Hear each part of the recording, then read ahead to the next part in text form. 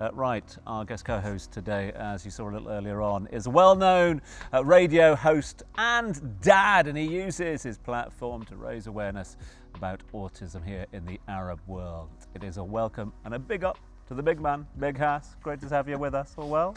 Peace be upon you guys. Assalamu alaikum, everybody. It's a blessings to me among you guys. I'm a big fan of the work that you individually do, and it's incredible. So shout out to DXB today, and super honored.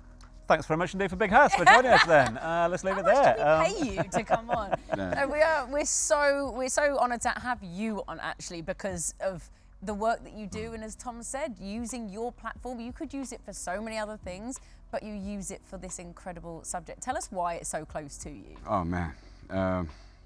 So there's an old Bedouin saying, I'll say it in Arabic and I'll translate it. It says, إن الإنسان الذي لا أثر له لا حياة له, which means a human being with no impact has no life. And I feel God doesn't give you something you can't handle. And like you said, Tom, for me, I'm an autism dad. My son is my hero. He's on the spectrum. I believe that autism is not a disease. It's a way of life. It's a way of thinking. And God bless. I mean, I'm blessed with, the mother of Ahmed, Hanan, Ahmed. God bless her. With us as a trio, I feel we're a powerhouse. And the reason why I'm doing this is I feel like, like I said, we're put on this earth to make an impact. Now, the impact doesn't matter small or big. It's up to God to judge that. But for me, this is what kind of drew me to this. When I'm a radio host, when I'm hosting a hip hop radio show, when I'm emceeing, when I'm all over, the most important thing that I do in my life is the fact that I'm an autism dad, and the fact that I am a father for this child who taught me patience, who taught me a lot of things. So it's like a journey within, and this is why it's incredible. Can I ask you about that? Once you got the diagnosis, once you found out about your child, how did it change you? How did it change your perspective on life? I love that you asked that, because there's so many, obviously, when you get the diagnosis, there's so many parents out there that receive it differently. I remember the first time we got it, he was 3 years old. And it was me, my wife, we looked at each other. I swear to God, we looked at each other, it was like, okay, what's next? There was nothing bad about it. It was that. So for me, I would say, to answer your question, it was patience. Anyone who really knows me know I was not patient. And Ahmed came to my life and taught me patience, taught me resilience, taught me how to see things from a different perspective. Because with autism, it's a spectrum, as you know, and there's no two kids that are on the spectrum that are the same. So for me, it took a while, to be honest. He's 14 right now. So that journey, when he was like 3 until now, I learned all these things throughout. And it was I would say, if I want to pinpoint one, it was patience. I think that's a very interesting thing as well, because parents don't know if their child has autism or is on the spectrum or not, because as they're growing up, they don't know if they're just playing and getting to know who they are as a personality, as their individualism, but also might have something that we need to learn and we need to practice with them. Schools as well have the same thing. So how do you identify if your child is on the spectrum or not? I love that. So we got the diagnosis. He was in nursery, and then we got the call, like, your son is weird. Like, he's acting weird. He's on his own. Actually use those words. Sorry to interrupt you. Yeah. That was it. So it was that. We were in Saudi Arabia, and he was like, when they say weird, they didn't mean it in bad intent or malice. It was he's just different, weird. He's on his own. And then we didn't really know a lot about autism, to be honest. And then we asked around, we Googled here and there, and then we like, okay, apparently he needs to be seen by a therapist, and then he was diagnosed. So one of the main things they would tell you is that the eye contact, or when you call their names, they wouldn't obviously reply back.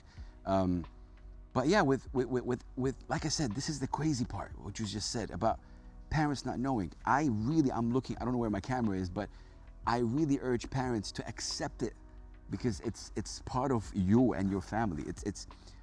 Don't push it away, and don't be in denial. This is as an adult man.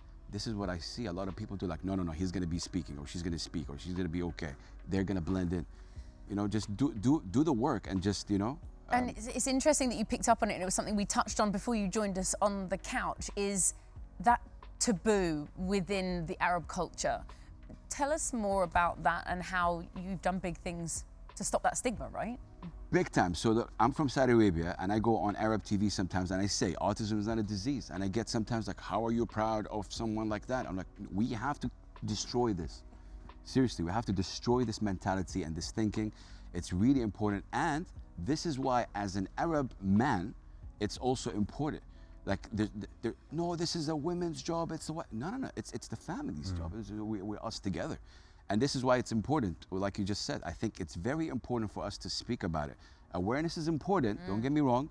But also, I think we need to have platforms for autistic people to also voice, you know, what they feel and to express how they feel.